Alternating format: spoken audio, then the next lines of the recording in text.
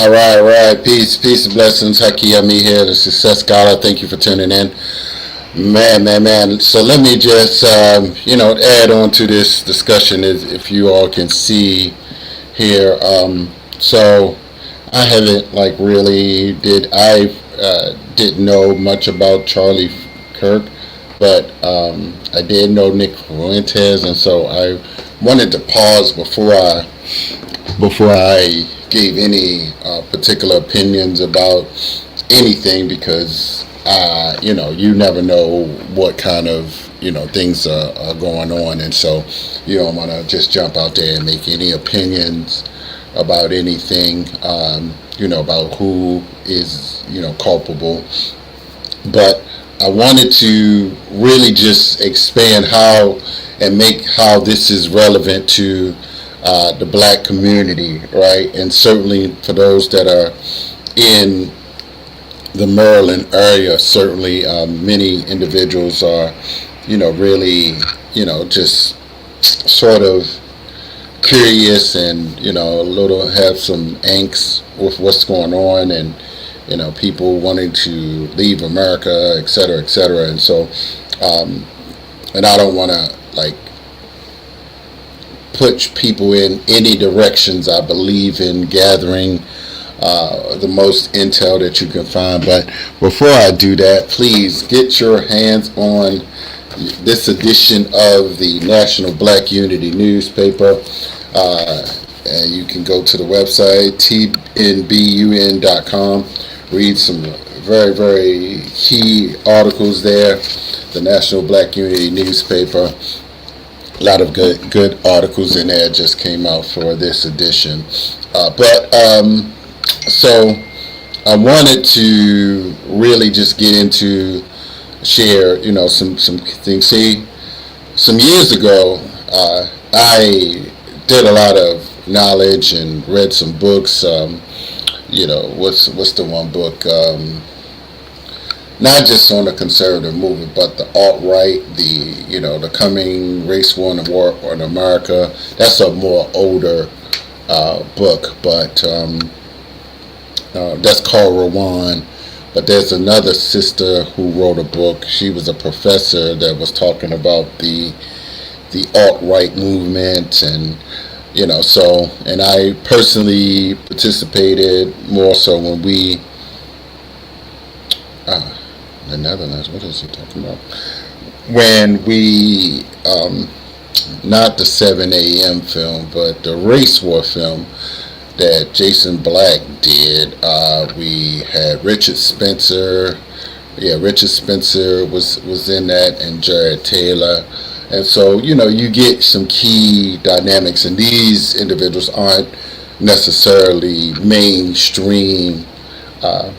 They aren't necessarily mainstream conservative activists, but you have, Fuentes and Shapiro and Charlie Kirk, who are considered mainstream conservative, but they have these little beliefs, and some of them sort of the differences of their opinions is whether some are pro homosexual versus do they sort of come together around Christianity or white Christian nationalism, or let's see, or do they disagree about Israel, the role of Israel? So many of them actually kind of diverge their beliefs based upon some of these things, and some have various opinions. And let me just go back. I recall I used to read and go on a website called Stormfront, and these were the Klanners, the Ku Klux Klan members, and the neo-Nazis. And so I started seeing how some of them were real, more so Aryan, hardcore Aryan and neo-Nazi factions, and how some, for instance, you know, they had this. They didn't believe, for instance, that Italians or Spanish were actually white enough. So there are these divergent beliefs within the global white nationalist movement, for instance, and then you have the white conservatives, traditional white conservatives, and then you have, for instance, the neo Nazis, and then you have the Nick Fuentes faction that believes that Israel has too much control in America, right? So that's my understanding, and Candace Owens was up in there. But let me just bring it and make it more practical, because ultimately, as Brother Steve Colby would say, when white folks are fighting, just get out of the way and just watch them fight. And so ultimately, they may not have anything necessarily directly to do with us, but I know I have something in the comment section, and yes, I wanted to bring it up to Governor Wes Moore, for instance, because many people, before individuals actually knew who the suspects were, you had many anti-black messages. You had people talking about George Floyd. Like, what do George Floyd have to do with this, outside of Charlie Kirk saying that he does not deserve it? But what was the words he used? He the traditional narrative. He was under the influence of fentanyl, which could be. Williams, Gail Stop Nelson. it! Damn it! Hey, let me call you back. I'll call back. When you text me, I don't respond.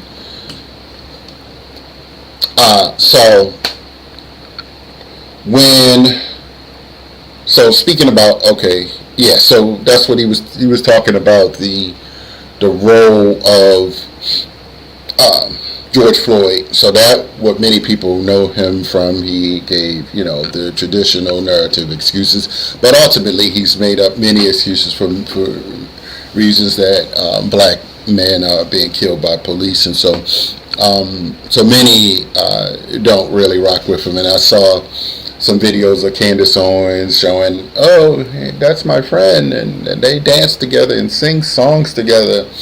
And it's interesting that they would be singing an R. Kelly song, because it's just like, so you're not like a real white Aryan nationalist like neo-Nazi, because some of them, they would consider that like treason. I mean, they probably do it in their own private their own private rooms. They probably listen to all kind of rap music, but you have some hardcore neo-Nazi type of cultural European white nationalists that and I've seen them online. They saying why people even talking about Eminem, why are they listening to black music. So I just wanted to discern that some neo-Nazis and conservatives, it's just a unique blend of their levels of consciousness and the lack of thereof. And then you have some that basically are anti-Israel, right? So, and so all along these lines, many actually, there's a sort of like a congruent amalgamation of these different ideas and ideas about the alt-right movement, or the white nationalist American patriot movement. So, and the militias, of course, and the Proud Boys, you got some of them that that have all kind of thoughts. But what is interesting, for instance, is that many black people for instance, have adopted some of the talking points of the white nationalists, the white conservative, the black Maga extremists purview now, as well as some of them, for instance, there's an online community of white male incels, like it stands for involuntary celibates, like they can't get girlfriends and things like this. And so, I'm sorry, they can't get girlfriends and wives, etc., etc. And so you have that manifesting, for instance, with Daren Muhammad, who at one time was very friendly with a Maryland Democratic senator in the state of Maryland, in the Baltimore area. And I don't know where that actually went or what they did, what they were, the level of engagement. But they were pretty close. And so now I hear a lot of bitterness coming, out of that circle. And now individuals running to Kim Klacik, and Kim Klacik allegedly, apparently, possibly denying this person of, good quality relations. I call relations, so for those who may not know, relations means interaction, sexual, fondness. And so now, to prove themselves, now, and Daren Muhammad, for instance, is a former Nation of Islam member that got kicked out of the Nation of Islam, allegedly, for, many different types of infractions. Now I know he doesn't necessarily just, dates like black women alone, because he has a child outside of other women.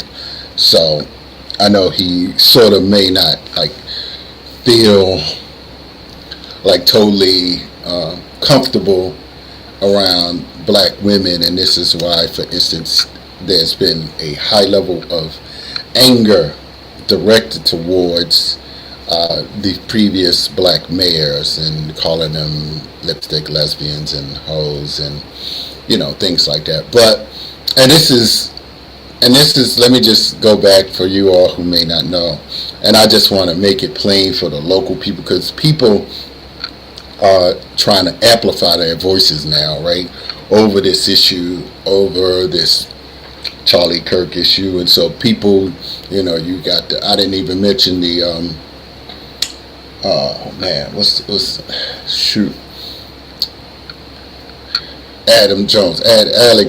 Alex Jones. I didn't even watch and see what he had to say about this thus far, but he probably would call it an op or something, just like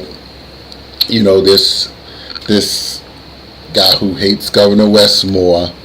And these are the nephews of, the uncles of this other Westmore, for instance, that Charlie Kirk and Nick Fuentes and many of them talk about the black gangs and black criminals. So I'm just trying to understand, for instance, why, for instance, Daren and his other brother continues to blame Governor Westmore for your failures, your personal failures. This is what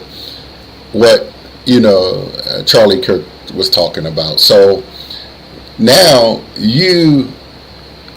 because of the lack and deprivation in the black community, and the frustration and the culture, the criminal culture that has affected the black community, you have a nephew that you weren't wise enough, that was an adult or old enough where you could have been involved in his life, that you didn't even do anything to stop him from robbing a jewelry store and shooting and killing a cop, right? So I'm just curious, why is all of this Governor Westmore's fault, when some years ago you should have been around to be a responsible adult, a responsible uncle. I mean, you talk about accountability, and like, you weren't accountable, and now Westmore comes along and he helps and boosts the name of your nephew, right? And I'm sure it gave him some credibility, and that's why he's not like paying his uncles any attention, because he knows that they are Fox News wannabes. Like, they want to, they have turned into some black Maga tropes, and memes, right, in the Baltimore area. And so, let me just share what just happened. Like, they haven't been on black radio for decades, and then they went and heckled Governor Westmore when Westmore was walking around the Park Heights area. So Governor Westmore and Brandon Scott, they called them, this other one, the other brother, called them girls. Like, that's so disrespectful. And this is what I learned. I was on a show with Brother Mark C. He's on 1010. I had a few interviews. People wanted my opinion on this Charlie Kirk thing, so I had a few different interviews on different stations, over this. And, I wanted to hold my opinion because, listen, some people, they get off. You got to watch who you listen to. Like, I know what's going on in my scope of my occupation and, just what I see, what I get invited to, but I don't know Charlie Kirk and Nick Fuentes. So what are you gonna offer your audience? Like, all you're gonna do is go online from some weird news article and just read what somebody else says, or you're not talking to anybody. You don't show up anywhere to listen to different people. So all you're gonna do is go online and add a few little talking points for the Baltimore local audience and say, oh yeah, I remember in the We Are Us people, and they ain't doing nothing. So and Governor Westmore, he doing nothing, right? So this is what these people are engaged in, to try to discredit Governor Westmore. Now, the dangerous part of this, and you can look up the video, you can put in Governor Westmore heckled, and some of it will pop up. It was just very, opportunistic, and some of these individuals, they're doing this basically to get paid. It's like a job, it's like a hustle. It's like they trying to get money from some, maybe Kim Klacik, will drop them a couple dollars. I don't think they big enough to know Candace Owens, but in the Maryland area, in the Baltimore area, Kim Klacik is like the big, the big celebrity, black MAGA, influencer. So they always, attempting to partner with her, but ultimately, you only get a certain level of acceptance, Mr. Daren. Like, first and foremost, so I'm trying to understand, they don't love Islam. They don't appreciate or respect Islam. So where are you going to fit into this? And let me just tell y'all another story. Like, it was so funny, and somebody commented on my post somewhere. I posted it on Be More News, but somebody commented and said, I remember seeing it. Darren Muhammad, why is she calling me? I'm doing a live stream. I'm be there tonight. I'm coming tonight. All right, I can text you in a second. God damn it! How many stickers? Tonight, 8:30.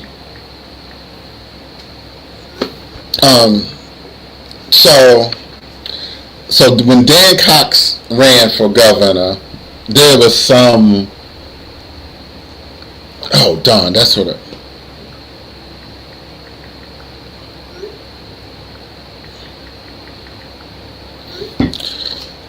So when Dan Cox ran for office for governor, I remember there was maybe like the Moms of Liberty.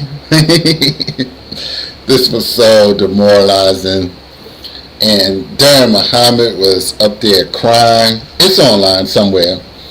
He was crying. Who was you talking to? All right. He was crying, talking about, yeah, they did this to my nephew and to my family.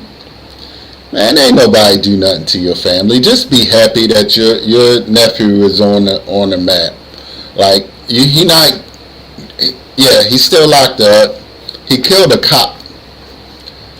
I don't know too many adults or like brothers in the hood that are that like gangster or like that psychologically damaged or that thugged out or criminal that's gonna bust a cap in some cops after robbing a jewelry store. I don't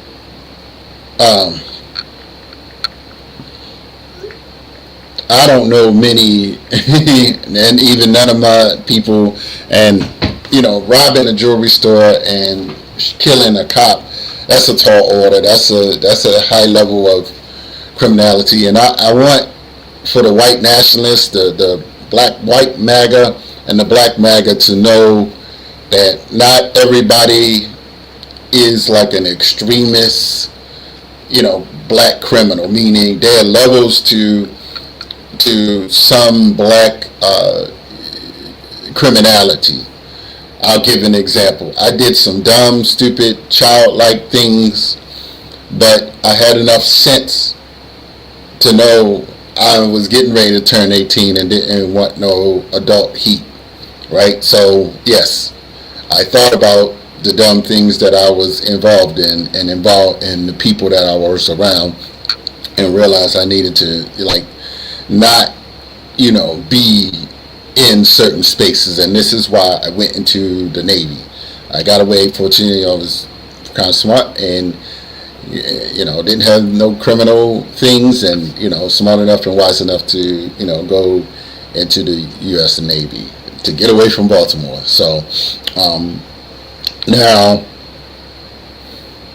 I just mention that to say, because people may see this and they think, oh yeah, all tentative, all black men, may commit all kind of crimes and, all kind of, Charlie Kirk type of mindset, and, thinking all black people are willing to do all kind of things. And, so there are different mindsets, and I saw it growing up, based upon the family dynamics, your support system. I had my older brother, my father was around.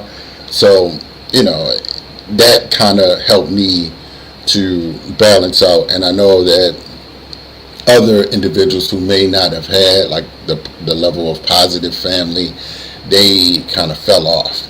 So with that being said, yeah, so it's funny because Daren Muhammad was crying in front of these white women at the Moms of Liberty meeting, and I just thought that was so hilarious. Just like, here you have this big mighty FOI, and he's breaking down in front of these white Christian women.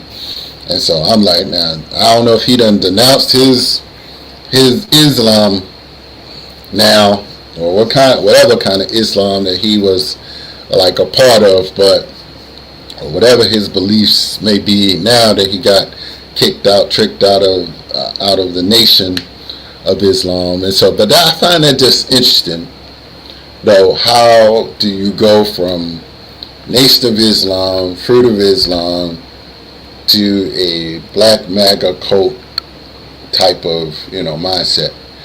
And I want you all to look up this book. It's called The Grift: The Rise of the Black Conservative, or maybe the Black Republican, Black Conservative, from the age from Lincoln to the cult of Trump, because that's what, Daren Muhammad actually is. And so I use Trump and Charlie Kirk interchangeably because he was a big Trump supporter.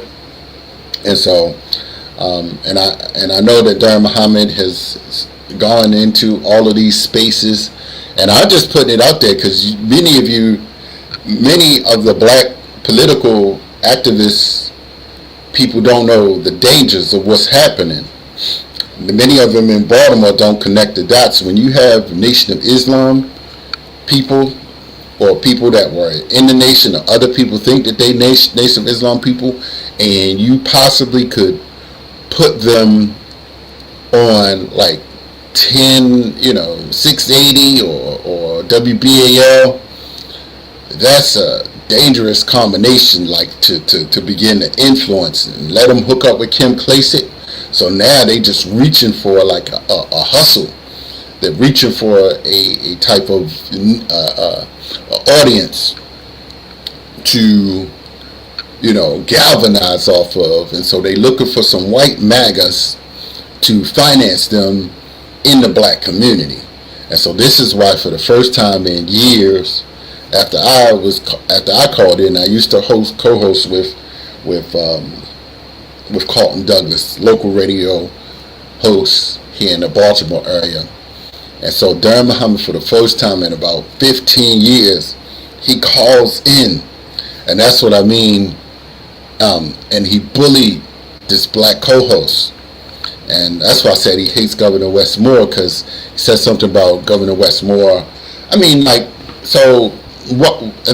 Why should Governor Westmore come and talk to you and hang out on your radio program? You only get like 10 people, just like how I got 10 people on this little Zoom. Whatever. You know what I'm saying? Because here's the thing. Like, I get out in the real world, make things happen, and build a real true movements, build real sustainable development, building economic opportunity. And by the way, send your donations so you can get a copy of the National Black Unity newspaper, the mighty National Black Unity newspaper. Get your copy. So I get out into the real world. I get invited to things and get invited to speak. Be over at some CBC things, coming up the next couple of weeks.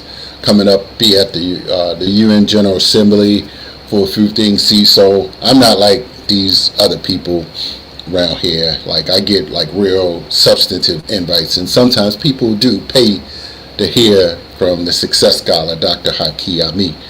So, so I just wanted to put that out there. Yeah, so he bullied the radio hosts, and people generally who host radio shows, they're generally polite. They don't want to just go off on him, but he's talked horribly about this radio host for years, and even the called them gay. They called this radio host that he called in on a radio show. I mean, several times he's called him gay, like and told people that he's gay. Yes, Carlton Douglas. He told people that Carlton Douglas is gay on he's on 10:10 a.m. WOLB Fridays 10 to 12. He's been there for decades. Well, a decade at least, for sure. So it's just interesting that now that you gonna call in on his radio show and try to share what your brother did, calling Westmore and Mayor Brandon Scott girls. Like, that's that crazy family stuff that you see. And I just want y'all to know, because when you see something, say something. We talk about violence and people being out of control, mental health issues, and I don't know if this Tyrone guy, why they had to have him with a black name, Tyler or whatever his name is. Who named him Tyrone? I'm sorry, but why his name wasn't Robert or Frank?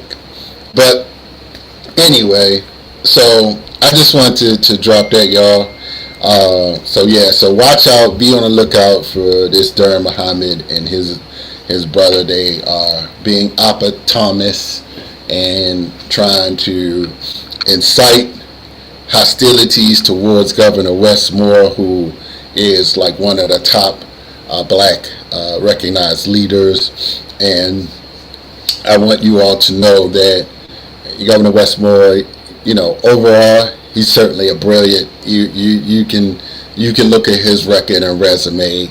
People can drag him all they want and make him into the worst governor, on the planet. But I mean, he has enough sense. He has good mental health, good emotional intelligence, good stability. Like, whatever happens out here policy wise, I'm sure he's reflective of it, and everything's going to be a learning experience for him. And so, for these people to say they dislike him because he don't come to Baltimore, when your nephew, the followers of your nephew, the other Westmore, these kind of like hood people, killing each other, shooting down each other, because he doesn't come from his capital from Annapolis with his wife and his child every time there's a shooting, right? So you expect for him to not be in his space with his wife and family and Eastern Shore and Prince George's County and Montgomery County and Anne Arundel County. You want him to be in Baltimore. He does enough for Baltimore, and he will continue to do for Baltimore. We should be proud. Baltimore is proud. We be Maryland. We certainly honor his legacy in life, and we are certainly proud to have Governor Westmore as our governor. So let's stop being haters off of people that are successful. Learn from your errors. I've learned from mine. I spent too much time around these people that are not growing in wisdom and not showing up, creating opportunities within our community. And so now we are in motion, with the different things. And yes, I'm pleased that I went and met with Governor Westmore, with the descendants and family of Harriet Tubman and Frederick Douglass. It's on his website. Many people saw that, and so things are manifesting. Certainly excited about continues to serve the citizens of Baltimore, and just being a positive example for healing within our community. And I hope that even Daren and his family will. I know I talked about him, but that's just a warning, because he may not get the help that he needs, particularly with delusion of believing that Governor Westmore should somehow do something extra for him. And that's what it comes down to. People trying to jockey for some position or some handouts or something. Just something that you preach against. Like, what do you want from the governor? Like, he's done amazing things. With ex-offenders. Just had a housing initiative. Like, you need a house, I'm sure. So I'm sure that the Democratic senator didn't let you stay there that you were a friend with. So that's all I wanted to build on, y'all. Stay connected to the Rise of the Success Scholar. Hope you all are well. Thank you, buddy. Recognize me. I want to be a part of the movement. Thank you, buddy. Appreciate you. We'll reach out soon. Who are you supporting? Who's running? I mean, like, it's obvious who I'm going to support. Like, I mean, ain't nobody else, like, worthy to support. Like, I mean, in the state of Maryland, ain't nobody step up like that you would give somebody like a honest type of attention. So I don't know what you want to hear about that, because ain't nothing else popping in the state of Maryland like that. So, but thank you, Unc. Oh, tuning in, Unc. Oh, I appreciate you, bro. Poi. I don't know if that's a real page, but all right. Thank y'all for tuning in, listening in. So that's all I wanted to say. So yeah, they leading the black magas. We have to keep on keeping on. All right, peace out.